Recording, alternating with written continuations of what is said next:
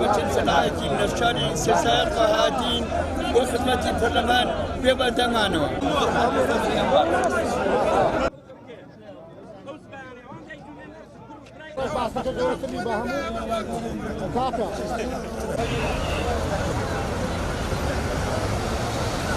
ئەوانە بەس خۆیان لە بیرە، باخەڵی خۆیان لە بیرە، پلۆپۆستی خۆیان لە بیرە، وەزیر و وەزارەتی خۆیان لە بیرە.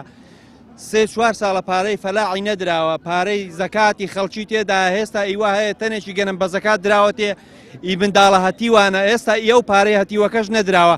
بەڵانیەکی 40 جار بۆ وەزیرێکی دەستنە بەغدا لە دەرچی عەبادی و مالکی دەکەون بەس پێیان شەرمە داوای پارەی فەلاعی کورد بکەن. ئەو سێ محافەزانە وەرە بزانە 3-4 ساڵە یەکی چەند جار چوونە دەرچی عەبادی و مالکی بۆ وەزیرێکی باشە، بەڵام بۆ میلەتەکەی خۆیان بۆ میلەتەکەی خۆیان پێیان شەرمە بڵێن بۆ پارەی فەلاعی ئەو سێ محافەزەی نادەی. چی ئێمەیان فرۆشتووە چی؟ کوتویانە ئێمە بپارێزین و بنەماڵەکان بمێنەوەکو خۆیان و فەلاع سەری بە قوڕێدا چێ خەستەخانەکان دەرمانی تێدا نەبێ نەود نەیە. ولا داوان لە حکوومەتی هەرێم حکوومەتی بەغدا هەیە حەقی مافیا و جوتیارانە بدەن. لە ڕاستیە ئەو مەسەلەی کتابە کچێکی تازەی هاتۆتە دی، ئەمە 6 ساڵە ئەم پارەمانە خوراوە، ئەمە ئەمڕۆ نییە تا بڵێن ئەم کتابە بەڵێ کتابەکە کراوە بەهڵە بە قسەی مەحامیەکان ئێمە کتابەکەمان نەدیوە، بەڵام لە ڕاستیە ئەمە لە 2014 و 2015 ئەکاتە 6 ساڵ ئەم پارەمانە خوراوە. لە ڕاستیە داوا لە حکوومەتی هەرێمەکە بە نوێنەتی ڕسمیەوە داوا بکات لە حەیدەر عەبادی لە مەسئولین بەغا. بەڕاستی ئەمە سەبەبی پارەی ئێمە حەیدەر عەبادی بووە، هەتا ئێستا حەیدەر عەبادیە بۆتە مشکلەی ئەمە هەرێمی کوردستانە.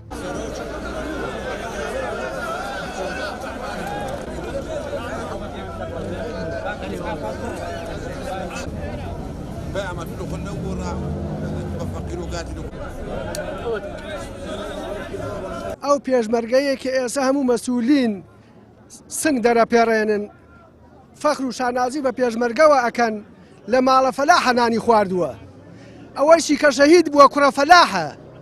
ئایا ئەمە ئەم زوڵمە تاکەی ئەمانە یانی قبولی ئەکەن پارەی ئێمە کەس نازانێ ئەمان خواردویانە بەغا خواردویانە. من چوومەتە لای سیستانی وتی مەسئولین هەمویان زاڵمن، چوومەتە بەغا هیچ کەسێ لێمان ناپرسێتەوە، ئێمە حەقی خۆمانە داوا بکەین. ئێمە بۆچی باجی بن ئەزیزەکەم 6 ساڵە ئەمە پارەی پیرێژنی تایە، پارەی کەمەندامی تایە، نیوەی پارەکە بوو بە وەرەسە. ئێمە داوای مافی خۆمان دەکەین کە لە ساڵی 2014 و 15 و 16 ئێمە بەرومان تەسمیل کردووە وەکو خێرمان پێ بکەن وایە تاکو ئێستا نە پارەی ئێمەیان نەداوە. بە غایبی مام جەلال چەند ساڵ و هەتا مابوو پارەی یەک جوتیار نەدەخورا. ئێستا خێرە لە سەرۆکی هەرێم لە سەرۆکی ئەنجومەنی وەزیران خێرە لە ئێمە ناپێستنەوە لەسەر داوای پارەی حەقی جوتیاران ناکەن. ئێمە ئێستا چەند وەرزە ئێمە قەرزدارین پارێکی مامان پێ دەدرێت پارەی تراکتۆرە دەڕاستەیە هەنی معقول نییە ئەمە 3 ساڵ ئەوە تقریبا لە 2014 کاکە ئەو پارەی مەخوراوە نازانین بەغدا دەڵێ عایدی هەرێمە هەرێم دەڵێ عایدی بەغدایە. ئایا بالێکی دەرکەم زانین ئەو پارەیمە لە کوێیە بۆ من ناماندنی. ئێمە لە کوردستانە چینێکین چینی جوتیار بەڕاستی لە کوردستانە 9 ملیۆن و 700 هزار دۆنم هەیە زەوی دهۆک 1 ملیۆن و 700 هزار دۆنمی هەیە هەولێر 4 ملیۆن دۆنم زەوی کشتتوکاڵی هەیە سلێمانی 4 ملیۆن دۆنم زەوی کشتتوکاڵی هەیە. ئەمە ئەگەر بێنێتی دابەشیکەی بەسەر جوتیارە هەموو جوتیارێک 20 دۆنم ئەرزی بێتێ 500 هزار جوتیار هەیە لە کوردستانە بە داتا من ئەم ڕقەمە ئەڵێم 500ەکە ئەگەر هەموو زەلامێک 4 کەسی ببێت 2 ملیۆن کەسەکە هەموو کوردستان 6 ملیۆنە. حکوومەتی هەرێم ئەم 2 ملیۆنەی پشتگوێ خستووە ئاوەڕی لێ ناداتەوە کەوا کشتتوکاڵ لە هەموو دنیا یەکێکە لە کۆڵەکە گرنگەکانی ئابووری وڵات، بەڵام لە وڵات ئێمە ئێحتیمامی پێ نادرێت لە باتی دەستخۆشی هاوکاری پشتگیری حکوومەتی هەرێم پشتگوێی خستوین دوای سەردان بۆ لای سیستانی بۆ لای دکتۆر بەرهەم بۆ لای فواد مەحسووم بۆ لای کاک مەسعود بۆ لای کاقوبات بەرپرسێک نەماوە ئێمە هانامان بۆ نەبرد بێ. بەڕاستی حکوومەتی هەرێم کەم تەرخەمە لەم بوارە هەر هەوڵی ئەوەدا موچەکە بێنن ئەگەر موچەکە دەڕۆژ دوا بکەوێ ئەکەونە دوعا و نزا و پاڕانۆ خوای عێراق بینێرێ.